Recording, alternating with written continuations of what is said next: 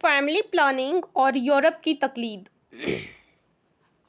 نحمدہ ونصلی علی رسولہ الکریم، اما بعد، اعوذ باللہ من الشیطان الرجیم، بسم اللہ الرحمن الرحیم۔ لا تقتلوا اولادکم من خشیۃ املاق، نحن نرزقهم وإیاکم، وقال النبی صلی اللہ علیہ وسلم تزوجوا الودود فإنی مکاثر بکم الأمم یوم القیامہ۔ برادران اسلام اور حاضرین جلسہ، اس میں کوئی شک نہیں کہ مذہب اسلام دنیا کا وہ واحد مذہب ہے جو اپنی جامعیت کے اعتبار سے بے نظیر اور بے مثال ہے، جو لازوال اور باکمال ہے، جو تمام مذاہب عالم میں ممتاز اور منفرد ہے، جس میں حیات انسانی کے تمام قوانین کو مکمل طور پر بیان کر دیا گیا ہے۔ زندگی کا کوئی ایسا مرحلہ نہیں جس میں اسلام کا پیش کردہ دستور حیات ہماری رہنمائی نہ کرتا ہو۔ زندگی کا کوئی ایسا گوشہ نہیں جس میں اسلام کا پیش کردہ ضابطۂ حیات ہماری دستگیری نہ کرتا ہو۔ زندگی کا کوئی ایسا مسئلہ نہیں جس میں قرآن ہماری قیادت نہ کرتا ہو، اور زندگی کی کوئی ایسی منزل نہیں جہاں پہنچ کر شریعت محمدی دم توڑ دیتی ہو، بلکہ ہر آن، ہر لمحہ، ہر وقت اور ہر گھڑی اسلام کی تعلیم آپ کو رہنمائی کرتی ہوئی ملے گی۔ عبادت ہو، سیاست ہو، معاشرت ہو، تجارت ہو، خلوت ہو یا شادی ہو یا غم، مرنا ہو یا جینا، ہر جگہ شریعت اسلامیہ یکتا اور منفرد حیثیت رکھتی ہے۔ اسلام ہی وہ واحد مذہب ہے جس نے دنیا کو تہذیب و تمدن کا درس دیا، انسانیت کا پیغام دیا، جینے کا سلیقہ سکھایا اور معاشرت کا وہ طرز بتایا کہ بڑے بڑے دانشور ان قوم کو اسلام کے در پر ماتھا ٹیکنے پر مجبور ہونا پڑا۔ فارس و روم کی عقلیں حیران ہو گئیں، سکندر و دارا کی زبانیں خاموش ہو گئیں اور کہنا پڑا، واقف تو ہیں اس راز سے یہ دارو سن بھی، واقف تو ہیں اس راز سے یہ دارو رسن بھی، ہر دور میں تکمیل وفا ہم سے ہوئی ہے۔ لیکن میرے عزیز دوستو، اسلام کا کٹر دشمن یورپ قرآن کو مٹانا جس کا مشن رہا ہے، جس نے ہر دور میں اسلام کی مخالفت کی ہے، اس کی طرف سے آواز اٹھائی جاتی ہے کہ قرآنی تعلیمات پر اب غور کرنے کی ضرورت ہے، اسلام کے آئلی قوانین میں تغیر کی ضرورت ہے۔ چنانچہ بڑی رفتار سے عروج کے منازل طے کر رہا ہے، حالات بدل چکے ہیں، آبادی سے زمین تنگ ہو چکی ہے، کثرت اولاد ترقی کے لیے رکاوٹ ہے۔ اس لیے قرآن اگر تعداد ازواج کو جائز قرار دیتا ہے تو اسے بدلا جائے، اگر پیغمبر اسلام نے تناحقوا او تناسلوا فرمایا ہے تو اس میں غور کیا جائے۔ اسلام نے اگر کثرت اولاد کو بنظر تحسین دیکھا ہے تو اس پر نظر ثانی کی جائے، یہ وقتی باتیں تھیں، اب ان کی کوئی گنجائش نہیں ہے۔ جگہ جگہ نسل بندی اور فیملی پلاننگ کی آواز اٹھائی جاتی ہے، سڑکوں اور چوراہوں پر ہم دو ہمارے دو، ایک کے بعد ابھی نہیں، دو کے بعد کبھی نہیں کا نعرہ لگایا جاتا ہے۔ انٹرنیٹ کے ذریعہ پوری دنیا کو اس کی تعلیم دی جاتی ہے۔ ایسا کیوں؟ تاکہ اسلام کو بدنام کیا جائے، قرآن کو بدنام کیا جائے، تعلیمات نبوی کو فرسودہ ثابت کیا جائے، نئی نسل کو ذہن خراب کیا جائے۔ لیکن اے وقت، مجھ کو کھلی دیوار مت سمجھ، صدیوں سے زلزلوں کا مقابل رہا ہوں میں، اور نور خدا ہے کفر کی حرمت پہ خندۂ زن پھونکوں سے یہ چراغ بجھایا نہ جائے گا۔ دوستو، قرآن آخری کتاب ہے، اب اس کے بعد کوئی کتاب نہیں آئے گی۔ اب قرآن کا قانون قیامت تک چلتا رہے گا، چاہے زمانہ میں کتنا ہی انقلاب ہو جائے، حالات میں کتنا ہی تغیر و تبدل ہو، دنیا لاکھ کروٹیں بدلے، اسلام کا قانون نہیں بدلا جائے گا۔ جب تک شمس و قمر کا نظام چلتا رہے گا، اسلام کا قانون بھی جاری ہے۔ اسلامی تعلیمات کبھی فرسودہ نہیں ہو سکتے۔ مغرب زدہ ذہن کے لوگ بیٹھ کر حساب لگاتے ہیں کہ 10 سال میں ملک کی آبادی 1.5 کروڑ بڑھ گئی، 100 سال میں 4 گنے ہو گئی۔ اتنے آدمی کہاں سمائیں گے؟ مگر اے اسلام کے آئلی قوانین پر اعتراض کرنے والے، کیا تم نہیں دیکھتے کہ جس خدا نے ہزارہا سال سے انسانوں کی بستی اس سرزمین پر بسا رکھی ہے، وہ خود اس مسئلے کو حل کرتا رہا ہے اور کرتا رہے گا۔ اللہ تعالیٰ نے ارشاد فرمایا، وَمَا مِن دَابَّةٍ فِي الْأَرْضِ إِلَّا عَلَى اللَّهِ رِزْقُهَا، زمین میں چلنے پھرنے والی تمام چیزوں کا رزق خدا کے ذمے ہے۔ ایک جگہ ارشاد فرمایا، ان اللہ هو الرزاق ذو القوة المتین، بے شک اللہ تعالیٰ ہی رزق دینے والا صاحب قوت ہے۔ اور ایک جگہ ارشاد فرمایا، ان اللہ یرزق من یشاء بغیر حساب، اللہ تعالیٰ جس کو چاہتا ہے بے حساب رزق دیتا ہے۔ چنانچہ یہ وسائل جو آج ہم دیکھ رہے ہیں یہ پہلے نہیں تھے۔ جوں جوں آبادی بڑھی، اس کے ساتھ معیشت کے اسباب و ذرائع بھی پھیلتے رہے۔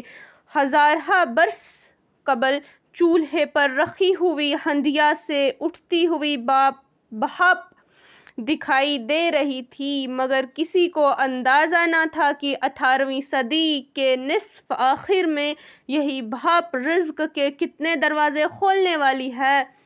کچھ دن پہلے کسی کے خواب و خیال میں یہ بات نہ تھی کہ بہت جلد زمین کے پیٹ سے پٹرول کے چشمے ابلنے والے ہیں، اور اس کے ساتھ موٹروں اور ہوائی جہازوں کی صنعت ابھر کر معیشت کی ایک دنیا برپا کر دینے والی ہے۔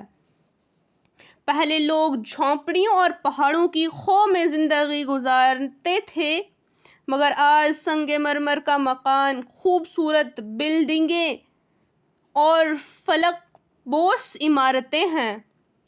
پہلے ڈاک کے ذریعے اپنا پیغام بھیجتے تھے، مگر آج کمپیوٹر اور انٹرنیٹ کا زمانہ ہے۔ ذرا بتاؤ تو صحیح کہ ان تمام چیزوں میں کس کی کرشمہ سازی ہے؟ ان تمام چیزوں کے وجود میں کس کا کار فرمائی ہے؟ کس نے یہ ذہن دیا؟ کس نے یہ سبق پڑھایا؟ کس نے فضا پر حکومت کرنا سکھایا؟ کس نے چاند پر کمند ڈالنا سکھایا؟ اور بتاؤ، کس نے تم کو زمین پر چلنا سکھایا؟ کس نے تم کو جینے کا طریقہ بتایا؟ ان تمام سوالات کا جواب کیا دو گے؟ یہی نہ کہ ان تمام چیزوں میں اسی ایک ذات کی کارسازی ہے، جو خالق کائنات ہے، جو مالک کائنات ہے، جو رزاق ذو القوہ والمتین ہے، جو رب السماوات والارض ہے، وہی سارے جہاں کا پالنہار بھی ہے۔ اس لیے آج سے 1400 سال قبل، جب کہ زمانہ جاہلیت میں لڑکیوں کو زندہ درگور کرنے کا عام رواج تھا، بے گناہ معصوم بچیوں کی زبانیں کاٹ لی جاتی تھیں۔ معیشت کے خیالات نے ان کو دیوانہ بنا دیا تھا۔ قرآن نے اعلان کیا، لا تقتلوا اولادکم خشیۃ املاق نحن نرزقہم وایاکم، رزق کے خوف سے اپنی اولاد کو قتل نہ کیا کرو، لیکن ساتھ ساتھ یہ بھی فرمایا، وابتغوا من فضل اللہ، اللہ کے فضل کو تلاش کرو۔ ایک جگہ فرمایا وَلَا تَنْسَ نَصِيبُكَ مِنَ الدُّنْيَا، دنیا میں اپنا حصہ حاصل کرنا نہ بھولو. اور ایک جگہ فرمایا وَلَا تَجْعَلْ يَدَكَ مَغْلُولَةً، اپنے ہاتھ کو بندھا ہوا مت رکھو. یعنی اسلام رہبانیت اور جوغیت کی تعلیم لے کر نہیں آیا ہے. جاؤ اور رزق تلاش کرو، بنجر زمینوں کو کاشتزار بناؤ اور جھاڑیوں سے زمین نکالو.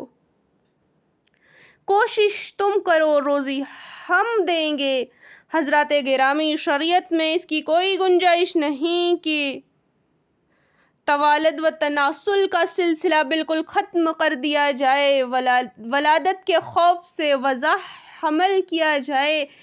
برتھ کنٹرول اور فیملی پلاننگ شریعت اسلامیہ کے خلاف ہے، تعلیمات نبوی کے خلاف ہے، اور کیوں نہ ہو، جبکہ ضبط ولادت ساری بدکاری اور برائیوں کی جڑ ہے. اس سے معاشرہ تباہ ہو جاتا ہے، بے حیائی عام ہو جاتی ہے، بد اخلاقی اور بد کرداری کی آندھی چل پڑتی ہے. انہی برائیوں سے متاثر ہو کر یورپ کے مشہور عالم ڈاکٹر ستیاونی اپنی کتاب فیملی پلاننگ میں لکھتا ہے، برتھ کنٹرول کے ثمرات بہت خطرناک نکلتے ہیں.